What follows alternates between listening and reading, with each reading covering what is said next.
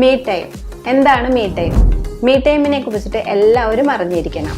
ഹെൽത്തിയും വെൽത്തിയും ഹാപ്പിയുമായിട്ടുള്ള റിലേഷൻഷിപ്പുകൾ maintain ചെയ്യാനായിട്ട് എല്ലാവരും അവരവർക്കായിട്ട് ഒരു ടൈം കണ്ടെത്തണം. നിങ്ങൾ ഒരു ദിവസത്തിൽ വായിക്കണം, പഠിക്കണം. നമ്മുടെ ഇമോഷൻസിനെ നമ്മൾക്ക് കറക്റ്റ് ചെയ്യാനായിട്ട് ഇതുകൊണ്ട് സാധിക്കും. ഹൈ എനർജീനെ നമ്മൾക്ക് പ്രൊഡ്യൂസ് ചെയ്യാനായിട്ട് സാധിക്കും. എക്സസൈസുകൾ ഡെയിലി ബേസിസിൽ ചെയ്തുകൊണ്ടേയിരിക്കണം. ഒരു 45 മിനിറ്റ്സ് അതിനു വേണ്ടി ടൈം കണ്ടെത്തിയില്ല എങ്കിൽ നമ്മുടെ ബോഡിയുടെ ഓക്സിജന്റെ പ്രൊഡക്ഷനെ നമ്മൾക്ക് നിലനിർത്താനും എനർജീനെ നമ്മൾക്ക് പ്രൊഡ്യൂസ് ചെയ്യാനായിട്ടും സാധിക്കില്ല. അതേപോലെ ഏർലി ആയിട്ട് ഉറങ്ങണം, ഏർലി ആയിട്ട് എഴുന്നേൽക്കുകയും വേണം.